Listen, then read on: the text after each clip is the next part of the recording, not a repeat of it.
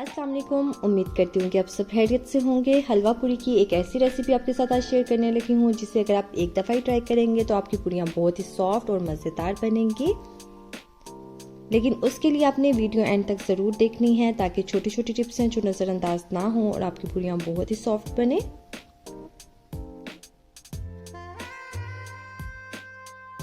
पूरियाँ बनाने के लिए सबसे पहले मैंने 2 कप मैदा लिया है।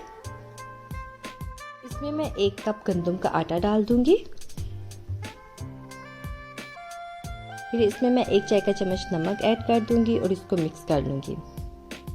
मिक्स करने के बाद आपने इसमें पानी डाल के इसको गूंद लेना है। पानी आपने नीम गर्म इस्तेमाल करना है। नीम गर्म पानी से पूरियाँ बहुत ही सॉफ्ट बनती हैं।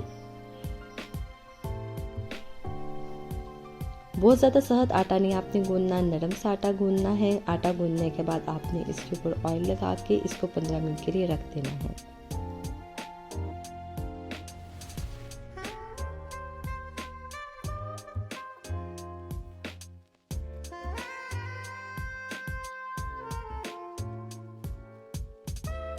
मिनट गुजरने के बाद अब मैं इसके पेड़े बना लूंगी।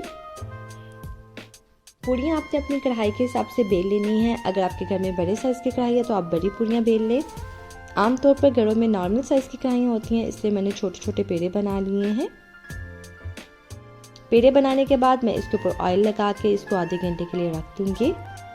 आपने ऑयल का इस्तेमाल साथ साथ करना है, इससे भी पूरियाँ बहुत ही सॉफ्ट बनती हैं। पेड़े बना के मैंने रख दिए हैं। अब मैं हलवे की तैयारी करूंगी। हलवा तैयार करने के लिए सबसे पहले मैं इसकी चाश तैयार करूंगी। उसके लिए मैंने 1 कप दूध लिया है। 2 कप मैं इसमें पानी डाल दूंगी। 1 कप मैं चीनी ऐड कर दूंगी।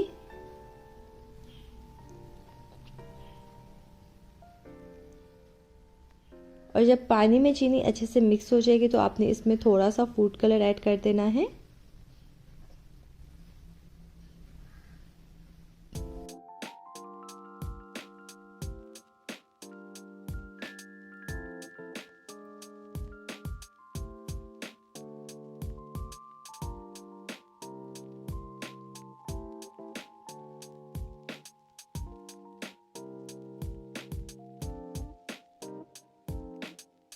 चाश तैयार हो चुकी है। अब मैं 1 कप देसी घी लूँगी। आप ऑयल का भी इस्तेमाल कर सकते हैं, लेकिन देसी घी में बने हुए हलवे की खुशबू और टेस्ट दोनों ही बहुत अच्छे आते हैं। जब घी गर्म होने लगेगा तो इसमें मैं 1 कप सूजी ऐड कर दूँगी और इसको भून लूँगी। सूजी आपने हल्की आंच पे भूननी है, ज़्यादा तेज़ आंच पे नहीं भूननी। सूजी भूनने में 5 से 6 मिनट लगेंगे। जब ऑयल ऊपर की तरफ आने लगेगा और इसका कलर लाइट गोल्डन हो जाएगा तो आपने इसके अंदर वो चाश डाल देनी है जो हमने पहले बना के रख दी थी।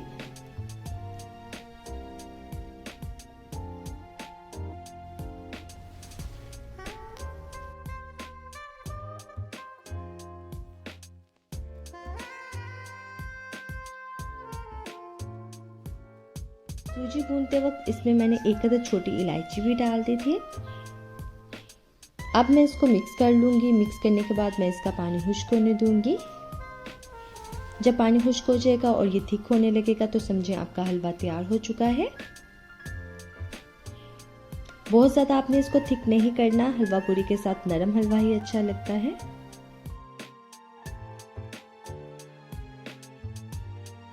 जो पेड़े बना के रखे थे अब मैं उसकी पूरियाँ बेल लूँगी। आप बेलने के साथ भी पूरी बेल सकते हैं और हाथों की मदद से भी आप इसकी पूरियाँ बना सकते हैं, लेकिन हाथ से बनी हुई पूरियाँ ज़्यादा अच्छी बनती हैं।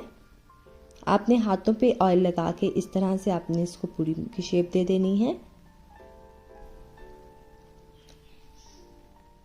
ज़्यादा मोटी पूरियाँ नहीं बनानी, बारीक सी आपने पूरियाँ बनानी हैं।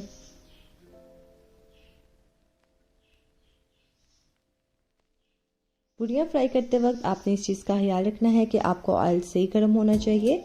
ऑयल अगर कम गर्म होगा तो आपकी पूरियाँ अच्छी नहीं बनेंगी। अब मैं कढ़ाई में पूरी डाल दूंगी। पूरी डालने के बाद इसको ऊपर से हल्का हल्का प्रेस करूंगी।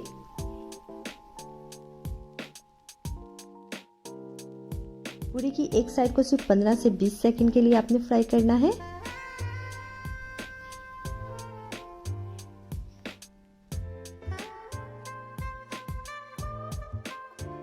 अब मैं इसकी साइड चेंज करूंगी।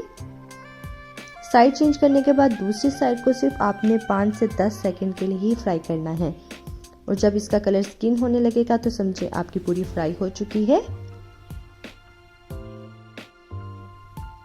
आते हैं इसकी फाइनल लुक की तरफ। आप हलवे के साथ, अचार के साथ और सफ़ेद चनों के साथ इसको सर्व करें और इस हलवा पूरी के मज़े लें।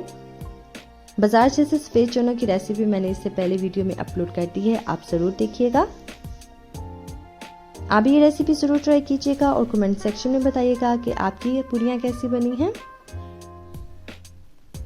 अगर आप मेरे चैनल पे नए हैं और अभी तक आपने मेरा चैनल सब्सक्राइब नहीं किया तो जल्दी से मेरा चैनल भी सब्सक्राइब कर लीजिए।